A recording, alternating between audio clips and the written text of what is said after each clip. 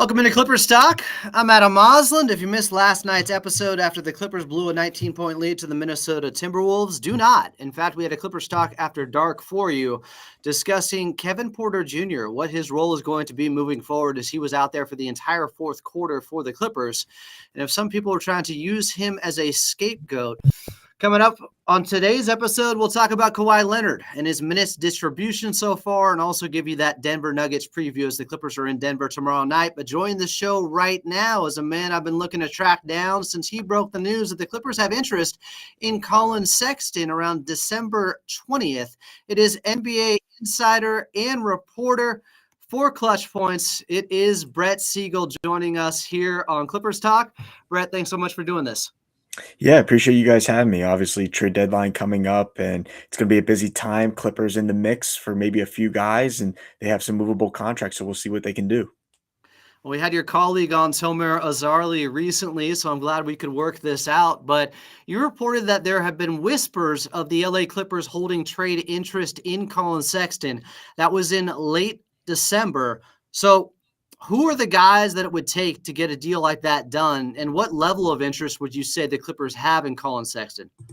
Right. So Collin Sexton has actually been a guy that the Clippers have had their eyes on for a few years. And when he first came out in the draft, he was a player that they had interest in before they went out and got Shai Gilgeous-Alexander. And obviously, we saw how that played out. The Paul George era, things didn't necessarily go the way the Clippers wanted. And now they're in a new era where you have James Harden leading the team with Kawhi Leonard. Norman Powell's really stepped up into a bigger role for this team. So you look at, well, where are the Clippers at, both financially, where are they at as a team?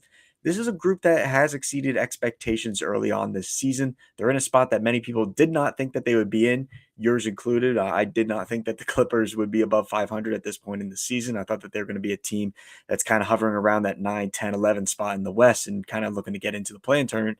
But this is a team that we've seen. They can potentially contend for a top 6 seed in the West. So we look at their financial situation right off the bat. You have those two max guys with Leonard and Harden. They're a team that is paying into the tax right now. I believe their tax bill is around $6 million. So if they were to increase their salaries, obviously that tax bill would go up. But there aren't concerns about necessarily reaching that first apron tax threshold. There isn't concern about reaching the second apron. What are some small moves that the Clippers could potentially go out and make? One of them is Collin Sexton, and you look at where he's at with the Utah Jazz right now. He has another year left on his contract. He's making $8 million.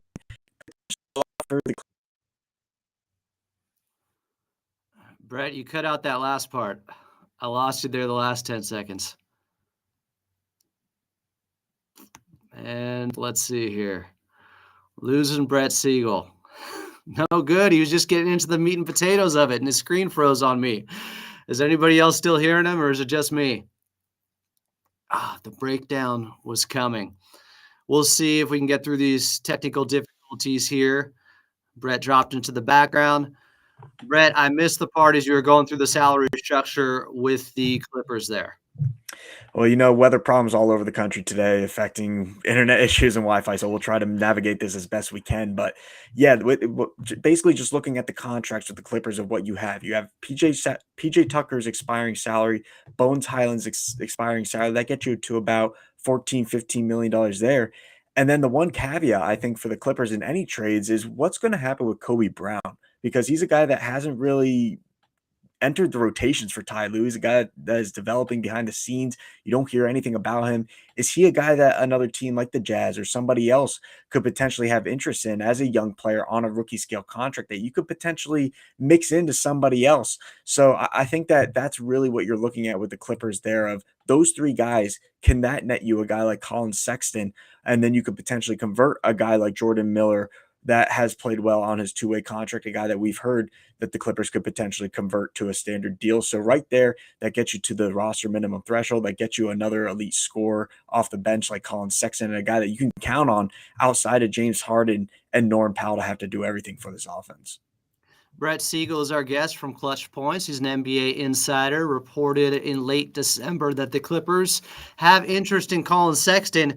What do you think Danny Ainge is looking for? Is it more draft capital? Is he just stacking up picks right now? Because, yes, financially that could get it done with those guys, but would Danny Ainge go for it?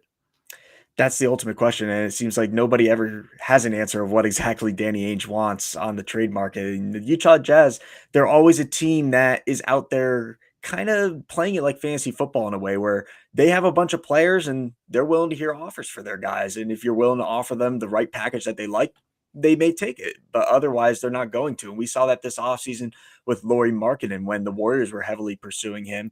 And we did a lot of reporting of that on Clutch Points of the trade package that would have taken the Warriors there. You would have had to give up maybe a guy like Wiggins and Brandon Pajemski and young pieces like that. Kaminga was off the table. And ultimately, the Warriors weren't willing to give up those kind of assets for a guy like Lauri Markkanen. Were the Jazz willing to move Markkanen at the time? Not really, but were they interested in some of the assets that the Warriors had? Absolutely. And I think that's kind of what you're looking at here as the Jazz head into the trade deadline of they have players available that are known. John Collins is available. Jordan Clarkson is available, and potentially he could even be a cheaper option for the Clippers if they wanted to go the cheap route and get a guy that is experienced in this league more than Sexton. So I think that there's options for the Jazz, and what would they want?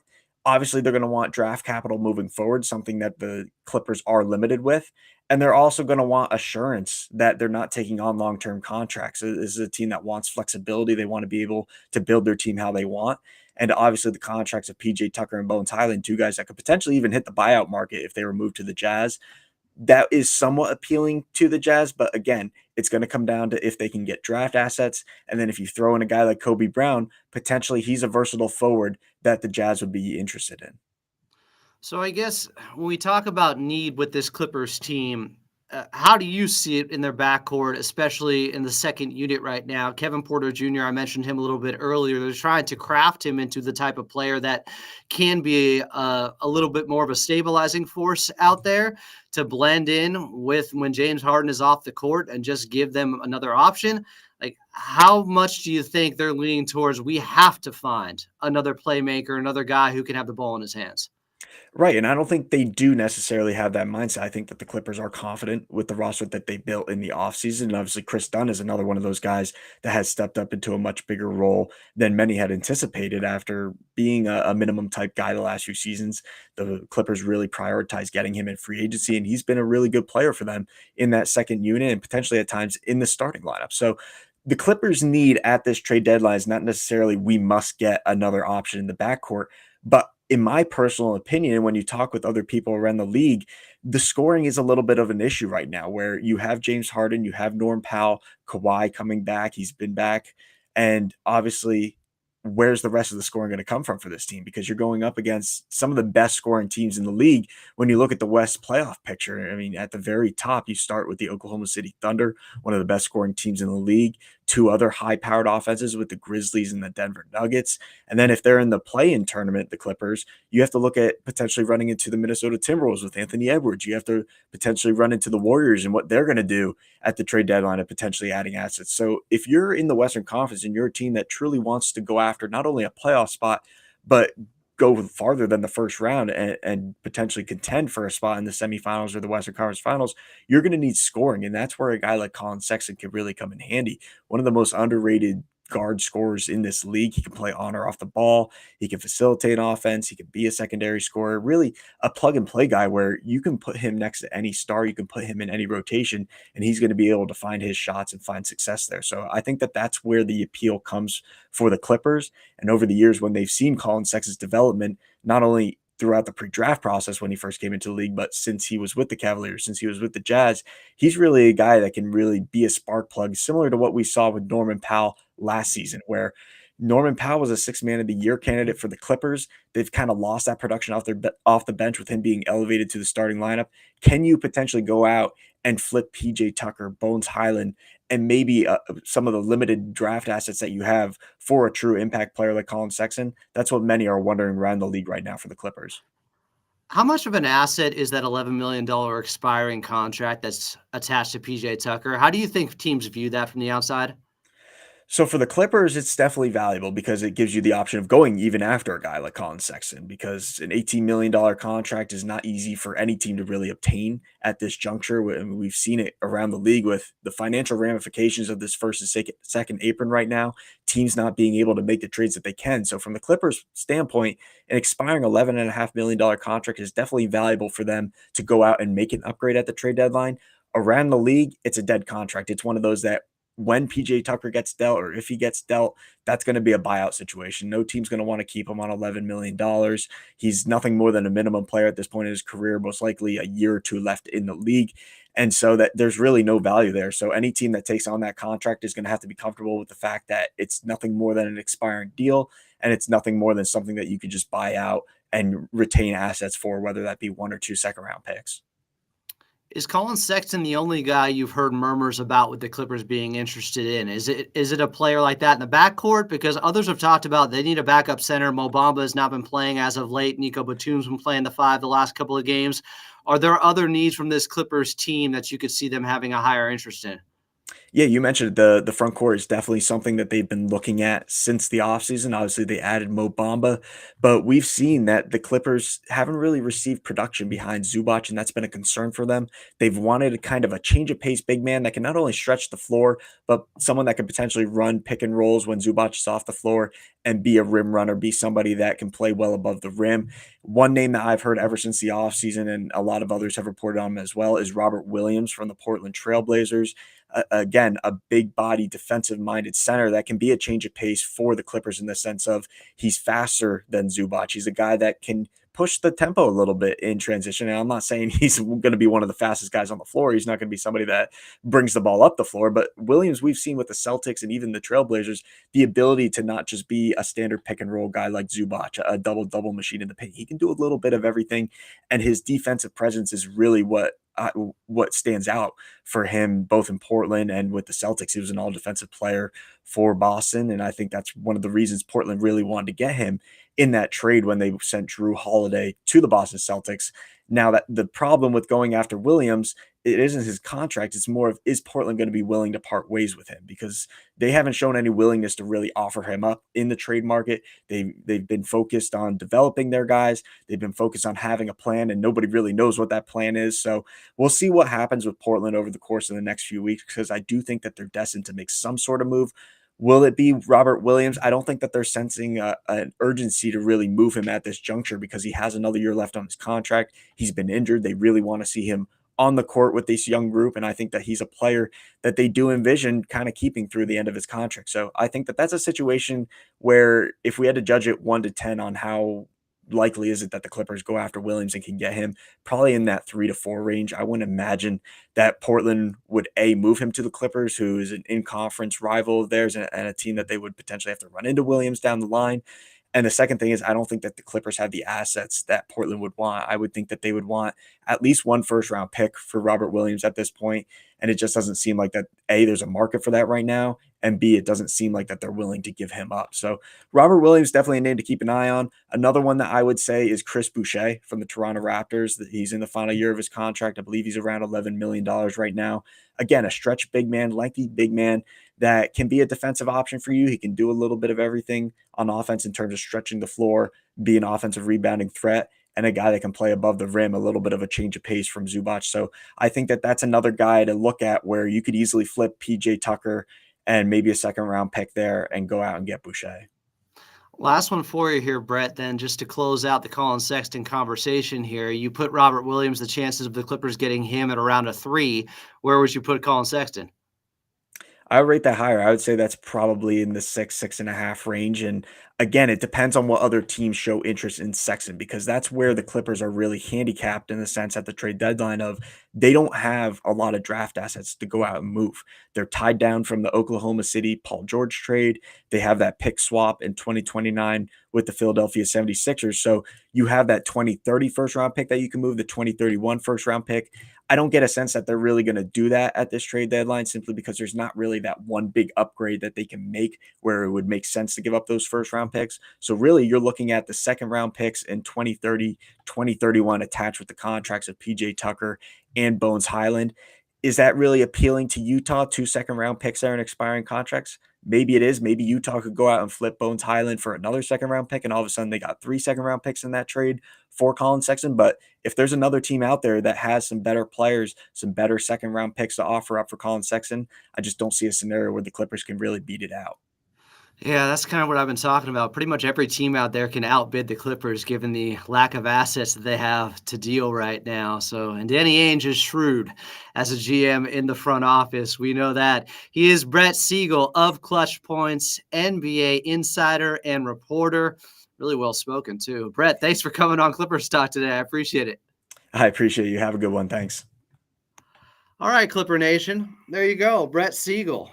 I really like that conversation because we want a little bit more clarification on what was going on with the Clippers and Collin Sexton. At Brett Siegel, NBA is where you follow him. He was first to report it. Quote, there have been whispers of the LA Clippers holding trade interest in Collin Sexton, sources say. Now, because of their lack of draft capital, as he pointed out wisely, it could be difficult to make that trade. But bringing up Robert Williams there too, there could be some interest there. That was a name I've heard brought up by Jovan Buha with a guy that the Lakers could get too. So they could be competing against their rival in Los Angeles. I do have more for you in this Clippers talk. Coming up, we'll preview the Denver Nuggets game tomorrow night. It is a huge game. I'll tell you why here in a little bit. But I just wanted to put a bow on that conversation with Collin Sexton.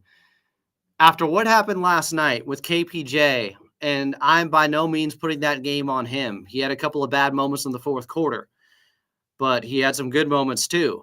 It's just revealing when you see Coach Lue play him the entire fourth quarter. That isn't a guy that he's likely to go away from anytime soon. And that's what I think we learned last night. Now, the front office could force his hand if they bring somebody else in like Collin Sexton.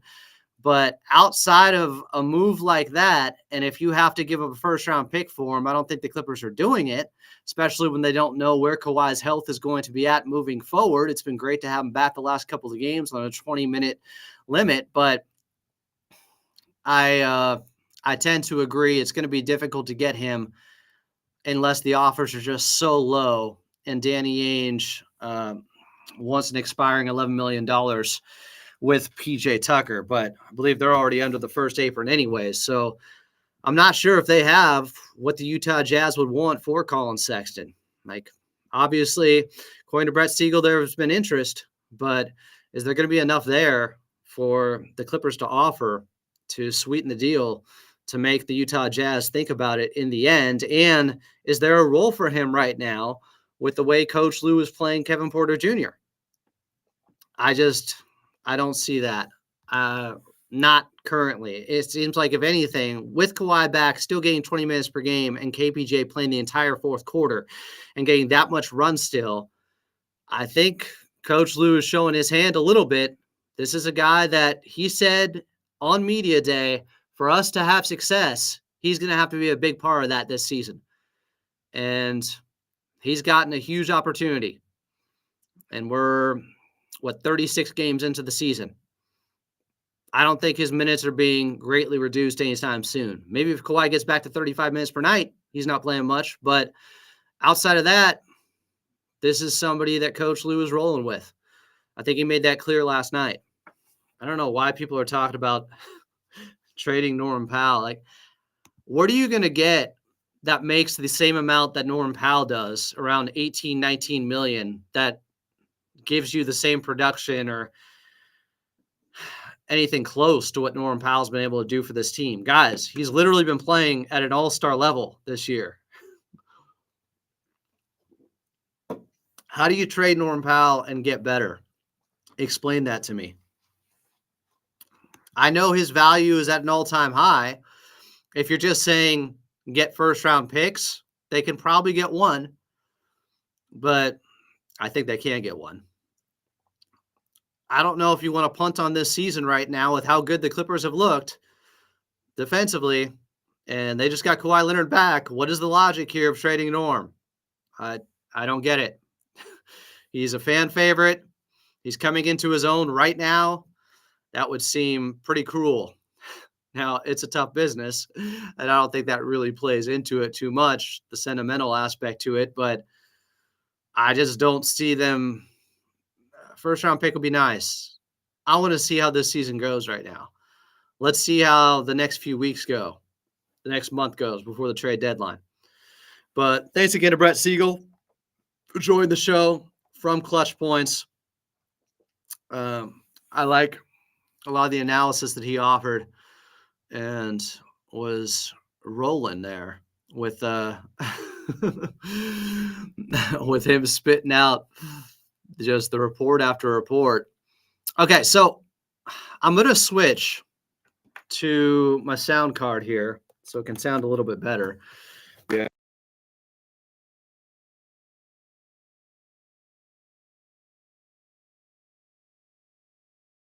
All right. You guys still got me? You should. Because now we have capabilities to play stuff like this. Wait. Too bad, I hope. Hey, what's up, buddy? How are you tonight? Not too bad, I hope. So Brett Siegel came on. If you guys missed it, listen to his reporting about Collin Sexton. The numbers work, but would the Utah Jazz do that without getting a first-round pick? I don't know. I think they can get more. I think it goes back to what I've been saying. Pretty much every team can outbid the Clippers for a player. That is an uncomfortable truth or an inconvenient truth. I like Collin Sexton. I don't think he's the perfect fit because of his lack of size, but for his contract, for his efficiency out there, we've never seen him in a winning situation before, but I think he'd adapt and play pretty well. I just don't know if the Clippers have enough to get him. RB said, I think KPJ's minutes will get reduced once Kawhi's ramp up. Sure. The only reason he closed yesterday was because Dunn was struggling, in my opinion. Yeah, I still would have gone back to Chris Dunn. You're up by 5 with 4:07 left. I'm going back to Chris Dunn right then. You're up. You need stops. You need somebody to make Anthony Edwards as uncomfortable as possible. That's Chris Dunn. He's the best defender they have on Anthony Edwards. Who beat him? Ant. Daniel said Powell for Butler would be a home run play for postseason success. Just go hard for the next 2 postseasons and let Kawhi, Butler, and Harden go after their contracts are up. Well, I don't know if you guys knew this, but Jimmy Butler makes a lot more than Norman Powell. So it's not that simple. Norman Powell is making $19 million. Jimmy Butler is making $45 million. This is why I discourage trade talk on here. I know I kind of encouraged it by bringing on Brett Siegel to begin with, but guys, like, just look at a salary cap, just look at a team's roster a little bit. Shark in the box saying, how does the math work? LOL. Stop with the fantasy basketball trades. Let's do some things that are slightly more realistic. Please help me. Please help me. Please help me. Please help me. Please help me. Please help me. Yeah, sure. Norm for Jimmy. Oh, wait. Jimmy makes $25 million more dollars. Why? So why are they? Yeah, I don't see. Miami is going to want a first or a better, younger player. That's what they're going to want. Then Mann, who's 28, then Powell, who's 31, Tucker's contract. Yeah, Chunk is, I think, making a joke here. God, I hope so. Let's trade PJ Tucker and KPJ straight up for Jimmy Butler, just showing how ridiculous some of these trade proposals are. I think I pick up what you're putting down there, Chunk. So I posted something on X a little bit earlier. And again, go follow Brett Siegel at Brett Siegel NBA. Who knows? Guy could be the next Woj. And he came on Clippers Talk. Appreciate him. A lot of people, even though I warned everyone going into the game last night, I said on Clips and Dip, I said it here, just get ready for a situation where the Clippers are in a tight game and Kawhi has already hit his minutes limit. And of course, nobody listens. And people freak out after Kawhi's not playing late in the game. Here's what Daniel doesn't understand. The leverage the Heat have, the reason the Heat said that they are open for business with Jimmy Butler is because other teams can bid against each other and drive up the price that way. So to say like, well, they got to take the Clippers deal, even though it's not that great. No, they don't. They get teams to bid against one another. That's how it works. Daniel is a little behind negotiating tactics here. Mark Jagg said if JVG was the head coach, he would have closed with Dunn. Lou loves offense. JVG used to coach those hard-nosed Knicks in the 90s. It's not the 90s anymore. I posted this a little bit earlier today because I'm trying to clear up the confusion about why wasn't Kawhi playing late in the fourth quarter? Why didn't they distribute his minutes differently so that Kawhi would be available late in the fourth? Well, if you're on a 20-minute restriction, and that's what it's been, he played 19 and 45 seconds, whatever it was in game 1 against Atlanta, and then 20 and 46 seconds, so almost 21 minutes last night. If that's the allotment of minutes you're getting, and you're starting, the only way to do that would be to have significantly shorter stints in the first quarter, the second quarter, and the third quarter, where he's playing 5 minutes or less. That's not what they want to do, because there's going to be longer stretches then where he's sitting, and he may force things more if he knows he's only going to be out there for 4 or 5 minutes. He may try to get more shots up that way, and it disrupts the flow of the offense. They want him to gain a true rhythm, for it to come organically, for him not to be out there pressing Kawhi Leonard. I don't know how anybody didn't see this coming. It's not rocket science. Unless you want him to come off the bench again, like he did off the ACL the first 2 games, which is what Kawhi recommended they do, and then they went away from it because it doesn't exactly help with continuity, because eventually he's going to be in the starting lineup. That's the only way to get him playing late in the fourth quarter. He can't start the game. Because somebody else who loves to argue with me on here, I don't know if you guys are familiar with this guy. He just thinks he's, I don't know, the wisest NBA fan in existence. Maybe that's, ironic and not self-aware enough, since some people would say, well, Adam, you're a know-it-all yourself. Well, this guy, Jeff C., who calls himself Bandwagon's Clipper fan, Jeff C0330, said, I don't understand what the difference is between what they've been doing and basically swapping his first and second half minutes. So he plays 15 minutes in the second half and 5 in the first half. Do you know what that means? If he only plays 5 minutes in the first half and he's starting, that means he's out at the 7-minute mark of the first quarter, all the way through the third quarter. That's over an hour of Kawhi sitting on the bench before he starts the third quarter, if you only play him 5 minutes in the first half and you're starting him. They're not going to rest him a huge chunk of time. That makes no sense. That's not the way to do it. You don't want a player playing 5 minutes and then real time, he's off for an hour, because the second half of the first quarter, through the second quarter, through halftime, by the time the third quarter starts, it is going to be at least an hour, and then you're playing him again? That's a good way to get re-injured. So I tried to point that out to Jeff, and he said, if that is the issue, then have his minutes solely be in the second half. He's literally playing only 3 minutes in the second half anyways. Right, because it doesn't matter at that point if he only plays 3 minutes. It's the end of his minutes. It's not him coming out and then resting a ton and then coming back. He said, just have it be 17 to 20 minutes with all of it in the second half. So first, I point out the error of his ways. He moves the goalposts and now says, well, just put all his minutes in the second half.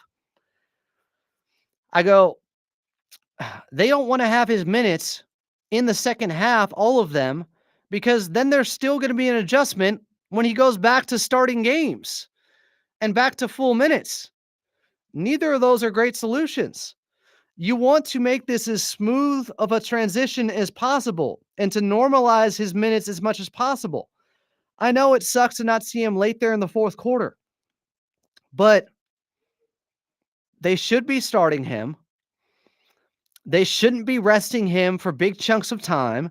They aren't. And they shouldn't be forcing things with Kawhi Leonard early on when he just came back just so he can play in the fourth quarter, because you think this version of Kawhi Leonard would have been the difference in the fourth quarter last night. Maybe. It's far from a guarantee. He's obviously not right yet. See, Daniel falls for the same trap.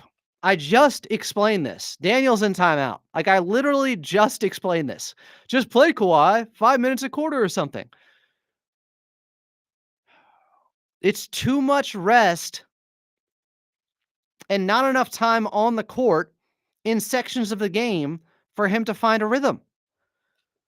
He's going to be pressing then to get all of his shots up in just 4 or 5 minutes.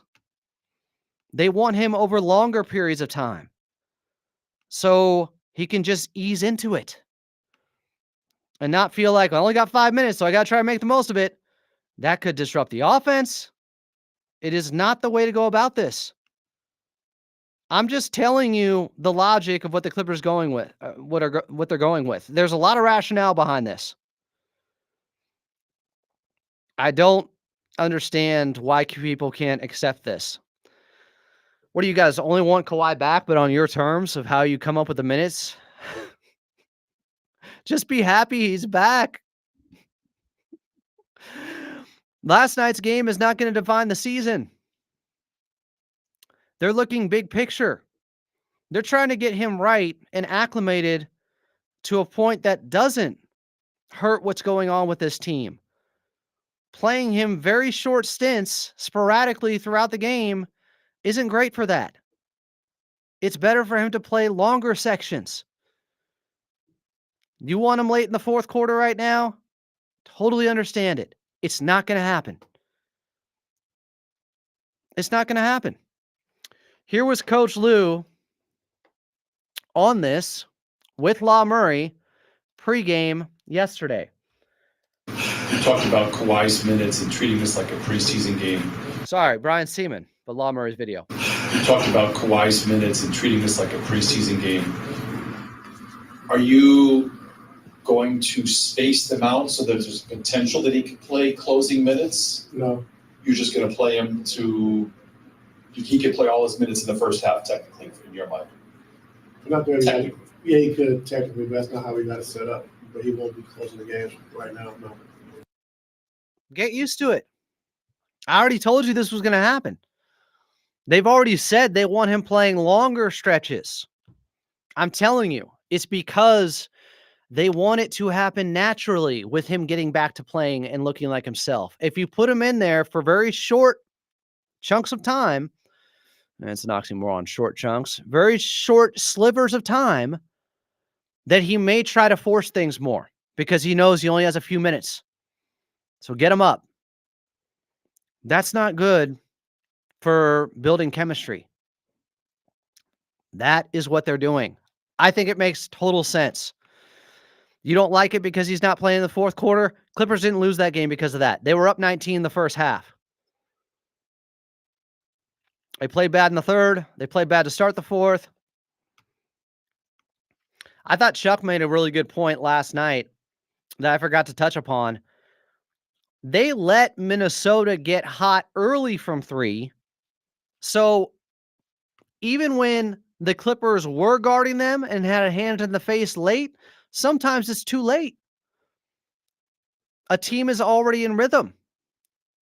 Because I want to say the Minnesota Timberwolves, after they started 1 for 7 in the first quarter from three, I want to say they ended up starting like 2 for 13. In the second half, let's see, they were 7 of 22. They finish 16 of 39. what was that? 9 of 17 in the second half they went. 9 of 17 in the second half they went. So basically, after a really slow start, they might have shot 60% from three after they started 2 of 12 or whatever it was. But that second quarter, there were some wide open threes the Clippers gave up. And then sometimes it's too late. You let a team catch rhythm, and it's too late to stop them. Even when you have a hand in their face, they're already comfortable out there. And that's kind of what we saw in the fourth quarter when the Clippers defense was better, but they were already flowing, the Minnesota Timberwolves. Mark Jag said Dunn needs to lock himself in the gym. Like, guys, you think they don't practice? Like, he is a hard worker. Please. This is who he's been. He's not a great three-point shooter. Like, some guys, everybody thinks you can just work on something and be great at it. You can improve, but sometimes you're capped at a certain spot. Like, there isn't enough room for improvement for every player. Not every player can be a great three-point shooter. He's a 32% three-point shooter for his career. He's shooting 33% right now with the Clippers. It matches. This is who he is. He regressed to the mean.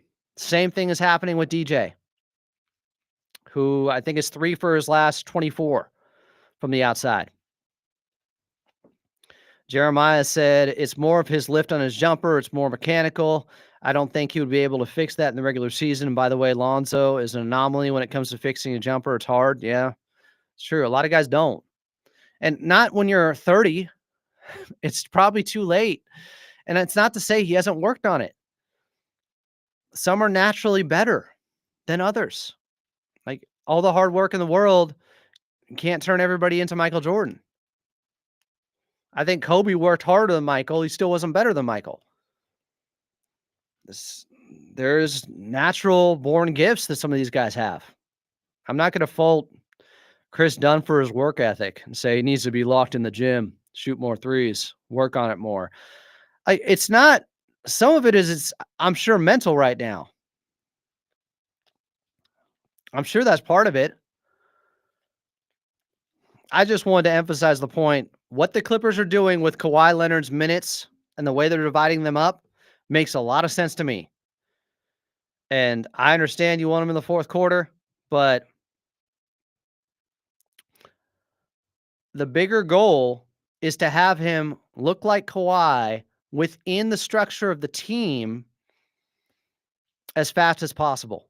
And I think this gives a better chance for that to happen than just playing him in 3 to 4 to 5 minute spurts. Give him longer run out there and longer stints throughout the game. That's what they're electing to do. And again, they said this is like the preseason for him. So what happens in the preseason with starters? They play the majority of their minutes in the first half. That's how they do it. Maybe they're not trying to put too much pressure on him to, try to be a hero and overexert himself late in the fourth quarter on a big play. Maybe that's part of the thinking here. I don't know. But I've given you my thoughts on what I believe their rationale is, and there's definitely a rhyme and reason for it. It's not just throwing S at the wall. It's not like, they didn't think about, we could just play him 5 minutes every quarter to get to his 20 minutes. Like, do you think the Clippers are unaware of this? They have an idea of how they want to do it. They've thought about all the different ways to do it. They've been through this before with Kawhi. So please, just know he's not playing in fourth quarters. That's not how we got it set up, but he won't be closing the games right now, no. All right, let's talk about tomorrow night's game in Denver. This is a huge contest, guys. I brought this up when it happened, but one of the downsides, besides just having to play them again, to the Clippers drawing Denver as one of the extra games to come out of the in-season tournament that wasn't initially on the schedule, is because they were only scheduled to play Denver 3 times this season, and they had already beaten them twice, the first 2. Therefore, they had already won the head-to-head season series, but then they had another game scheduled against them. So now, after Denver won that third game, they get one more. If they win tomorrow, it goes from the head-to-head tiebreaker, which means they would be 2-2 there, down to conference record, where the Clippers are not great. Daniel doesn't get it. Like, he can't grasp it. Kawhi played 9 minutes in the first. That's too much, in my opinion. Daniel, what do you know about anything? Like, who cares about your... They know how they should be going about this. That's too much, in my opinion. Like, he can't understand. He can't grasp it. I just explained it again. I put him in timeout, and he comes back and right away just goes, that's too much of my opinion. Please help me. Please help me. Please help me. Please help me.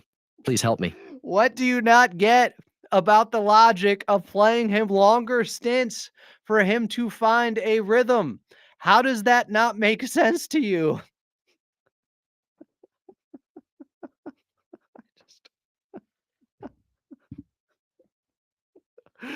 I don't know. I'm just not gonna acknowledge him anymore. I'm sorry, guys. I felt like I outlined it pretty well, and then he comes right back at a timeout because like 9 minutes in the first. That's too much. Please help me. Please help me. Please help me. If only Daniel was on the coaching staff or the training staff, like this Clippers team, they'd have 10 straight championships. Like, this is the genius they're missing. This is the guy. This is crazy. Like, why is he in here in the chat on Clippers Talk? He should be minutes observer, minutes distributor for the Clippers. That should be his job. I don't, because he's thinking about stuff nobody's thought about.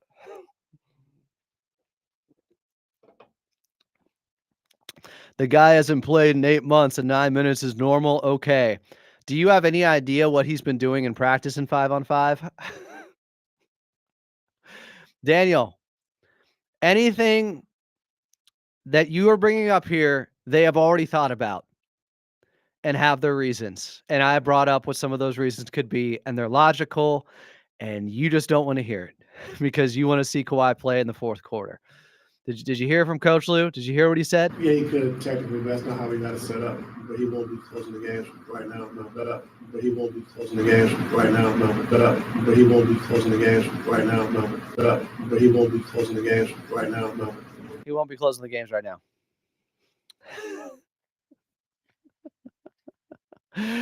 If you are starting a guy and his minutes limit is 20, you're not going to be able to get him in late in the fourth quarter unless he plays really small stints or has a ton of time off in between quarters, which is a bad idea. The player warms up, cools down. Hey, let's put him back out there. No. That is not something you want to do. Daniel is laughing now. The schedule does lighten up here. I'll try to lighten up. All right, here we go. Tomorrow's game against the Denver Nuggets is huge because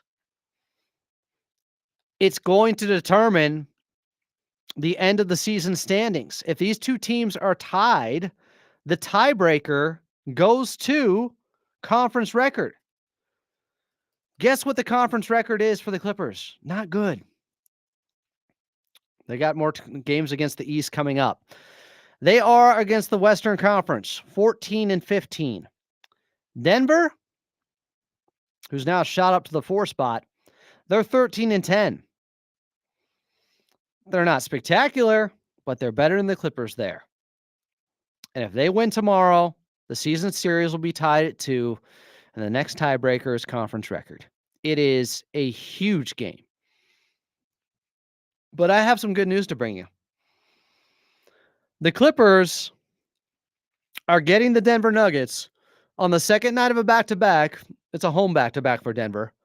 But after they take on the Boston Celtics tonight. Daniel, some opinions are much more educated and more thought out than others. You can say opinions are opinions, but I've supported my case much better than you have. You're just throwing S at the wall, my friend. I appreciate you, but You can have the opinion. It's easy to refute. I get it. You want Kawhi to play late in fourth quarters, even this version of Kawhi. I understand. So the Denver Nuggets have been playing better. They're 6-4 in their last 10 games, but they're not that great. And they could have a letdown after a huge emotional game against the Boston Celtics last night, who I think the Denver Nuggets, and this was even said by Jason Tatum, I believe this offseason, they were the biggest threat to the Boston Celtics last year. And I think Jason Tatum said something to the effect of, we knew we were going to win the championship once Denver lost in the second round. Once Denver lost in the second round, Boston felt very confident they were going to win it all because that was the one team, because they have the one player that they don't really have anyone for. Nobody does in Jokic, but they don't even have the bodies anymore. With Robert Williams gone, they just don't have the size at all to match up with Jokic. We'll see how tonight's game goes, but Denver, the last 10 games, last 15 games, they have the second best offense in the league. They're fourth offensively on the season, so it's not that crazy. They have juiced up their offense, but you know what has taken a hit? Their defense. They're almost bottom 10 on the season, and over the last 10 games, their defense is 25th in the league. They are bad there. Really bad. Russ is not helping them on the defensive side. I want to say the Clippers, yes, they're still fourth defensively. Now, the Clippers offensively are 23rd, but the Denver Nuggets, they are filled with some weaknesses out there. It's hard to stop them, but they have a hard time stopping others. They're sixth in rebounding. They're good there. They're third in free throw attempt rate. They take 25 per game. They're seventh in points off of turnovers at 19, and they're number one in fast break points at 20 per game. So they got way better in transition. They've been playing at a top 10 pace this season as opposed to a bottom 10 pace the last few years.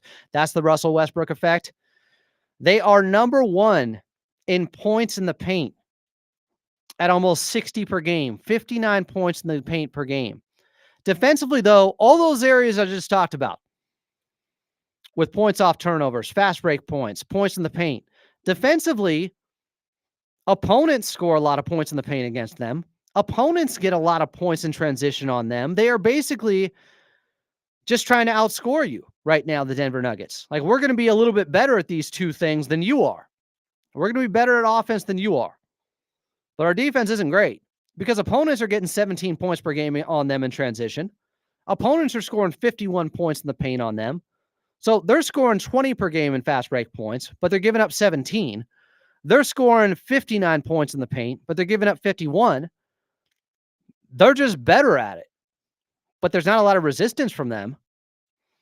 They are, interestingly enough, a good three-point shooting team percentage-wise at 38%, fourth best in the league, but they still take the fewest amount at 31. Opponents are only shooting 35.5% from three against them. That's the 10th best mark in the league. So their perimeter defense or fluky shooting, whatever it is, teams aren't shooting that well from three against Denver. Remember, in game one was the game in Denver, second game of the season for the Clippers. Norman Powell goes off for a 20-point fourth quarter and beats him. And Mike Malone, I need to save this audio. Mike Malone post-game, he had something to say about how good Norman Powell was against them. I don't know. We had good stretches, but then I thought in the fourth quarter, got really sloppy with the ball. Only had 10 turnovers for the game, but in the fourth quarter, a game that's going back and forth, we had 3 for 7 points. You know, you can't have costly turnovers that led to just easy transition dunks for them. So I thought those were killers in that fourth quarter. And obviously Norman Powell just kicked their ass in the fourth, 22 points quarter. And obviously Norman Powell just kicked their ass in the fourth, 22 points, fourth quarter. And obviously Norman Powell just kicked their ass in the fourth, 22 points. We continue to foul jump shooters, the lack of discipline there.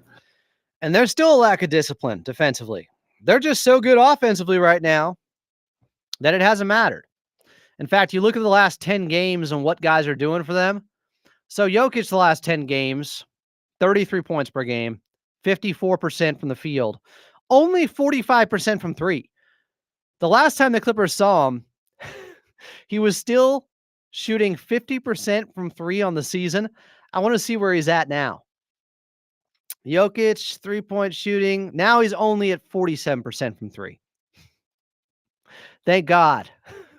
He's still getting 13 boards per game the last 10, 9 assists per game the last 10.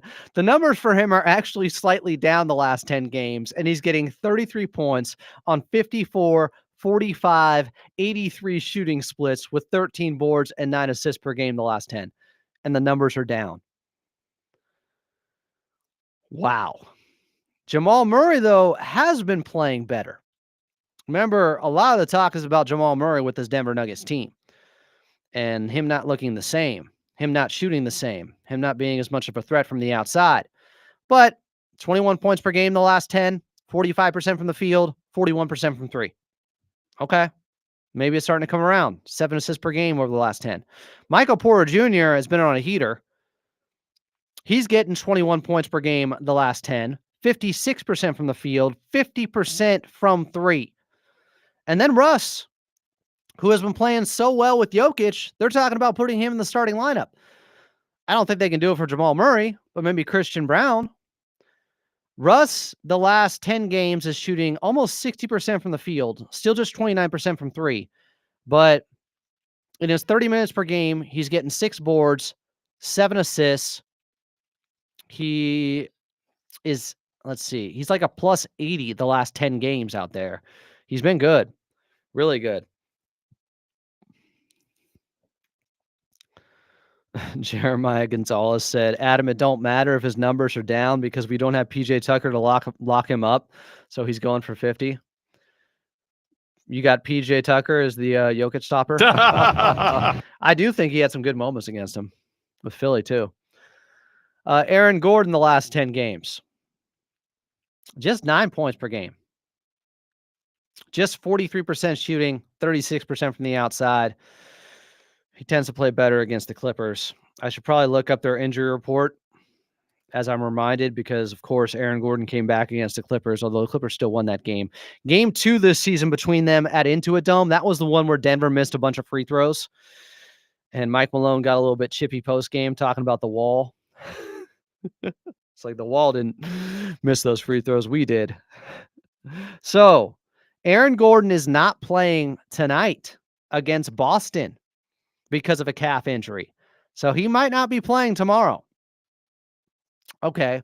The guy who I thought was the biggest X factor for them this season, aside from Russ, was Julian Strother.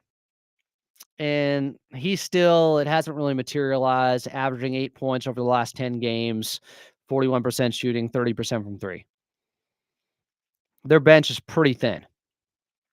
Maybe that's why they're hesitant about putting Russell Westbrook with the starters. But he and Jokic, the two-man game, they've been great. They've been awesome. Jokic can do that with anyone, but Russ has been a really good fit with him. I still would have concerns in the postseason, as I always do with Russ and his style of play. And, they're playing really fast right now. Much faster. I think they're 5th in pace on the season. And it is night and day, the difference between how quickly they're getting into their offense. Yeah, they're 5th in pace this year compared to last year. You know what they were last year in pace? 26th. And that's, I think, typically been about where they've been in the Jokic era. 24th the year before that. The year before that, 21-22 season. 20th. So they've been like a bottom 10 team in pace since Jokic has been on the MVP tear and since they've won the championship. And then this year they bring in Russ and they're 5th.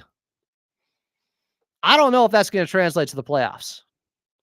And I think that's one of the reasons their defense hasn't been as good. They're playing completely different on the offensive end tempo-wise. And Obviously, they've lost guys, KCP, Bruce Brown over the years, and they've kind of chipped away at their foundation with the role players. But defensively, again, last 10 games, they are 25th. So as good as their offense is, they have holes. They have weaknesses. And they're coming off a big game tonight against the Boston Celtics at home, where there could be an emotional letdown against the Clippers. Now, I'm sure Mike Malone will bring up how if they want to tie the season series and have it come down to conference record for a tiebreaker, they have to beat the Clippers tomorrow. But that is a huge game because you look at the standings right now in the West, they're 4th at 20-14. Clippers are 7th at 20-16. So they're a game back of them, but they dropped down from 4 to 7 because of that. This is such a monumental game, guys, for seeding purposes. Clippers got to have it. My friend VTB would say. Clippers tipping off in Minnesota at 6 p.m. tomorrow night. Hopefully everything's good with Kawhi. Is there any update today? I should probably check Law Murray of The Athletic and see if there's anything going on there. I'm going to be like this, pins and needles forever with Kawhi. He said the other day, he's basically day-to-day now. That's what's going to be the rest of his career. So no news is good news, I think. Yeah. So we're expecting Kawhi to be playing in that game. We're expecting him to still be around a 20-minute limit. Do not expect him to be playing late in the fourth quarter. Get over it. Not going to happen. Okay? It's the Nick Saban. Let me see. Could I find stop asking me? I need this. So before he was a Maria with analyst. Coach Saban. All right, Coach, everyone had questions about who was going to start at quarterback when this game started. What answers did you have about your quarterbacks after watching both of them play tonight? Well, I still like both guys. I think both guys are good players. I think both guys can help our team. All right, so why do you continually try to get me to say something that doesn't respect one of them? I'm not going to, so quit asking. That doesn't respect one of them. I'm not going to, so quit asking. Why doesn't Kawhi play fourth quarters? I'm not going to, so quit asking. Not yet. He's not playing them yet. Now, you never know. Hey, Kawhi is fiending to get in the fourth quarter, and I think they're sticking to this plan. I don't think anything's changing with the way his minutes are being distributed right now. Just get used to it, get comfortable with it, and get comfortable being uncomfortable when it comes to injury reports and seeing if Kawhi is on there or not for the rest of his career, it looks like. He's day-to-day. He could flare up at any time. I know. But let's turn into celebrating Kawhi Leonard whenever he's out there, because you just never know with any player, but especially Kawhi. There's no guarantees. These guys staying healthy, and he's one of the greatest players ever. So just appreciate greatness when he's out there. I saw a mid-range shot that was highlighted by Carlo Jimenez. It was a miss last night, but a fadeaway in the mid-range that looked like Kawhi outside of the miss. It's coming. I saw a lot of positive signs. Mostly just the fact that last night he looked better movement-wise than he did the first game, which is the opposite of what happened in the playoff series last year against Dallas, where the first game he looked all right, and then second game in game 3, he looked miserable. Couldn't move. So, good signs. Clippers take it on Denver. I'm going to be watching them against Boston later tonight, doing some scouting. Yeah, I hope Boston takes it to an overtime. I hope Denver wins the game. They might be less incentivized to win tomorrow because of it. They might have an emotional letdown against the Clippers. I'm rooting for Denver tonight, I think, or maybe I'm not because of the standings. I don't know what I want anymore, okay? I'm conflicted. You guys tell me if you're rooting for Denver or Boston tonight. Just make it a taxing, tiring contest so they don't have all their legs, even though they're the most well-conditioned team in the league because they play in Denver, which is always an adjustment for the opposition, including the Clippers tomorrow. Kawhi in Denver. Yeah, that's going to be different. Hopefully he still plays 20. I'd expect it. All right. I'm Adam Oslin. Thanks to Brett Siegel for coming on from Clutch Points, an insider, giving us insight about his reporting about the Clippers' interest in Collin Sexton. He said he'd give it about a 6.5 on a scale of 1 to 10 of a chance of that happening, the Clippers making that move. We'll see. I'd probably say it's lower at the moment just because we're coming off a game where KPJ played the entire fourth quarter. Sure feels like they're all in with the KPJ project and trying to figure out what they have with him. Chemo said, I'll tell you this. I know I'm rooting for the Mavs over the Lakers. I agree. But I don't think they're going to be able to win because they don't have Luka and Kyrie. Come on, gritty, gutty Mavericks victory. Are the Lakers going to play everyone? Or are they going to be like, Mavericks are missing some guys. We can probably get away with not playing LeBron or AD in this game. All right. I'm Adam Osland. This has been another edition of Clippers Talk. Talk to you tomorrow pregame right back here. Clippers in Denver at 5.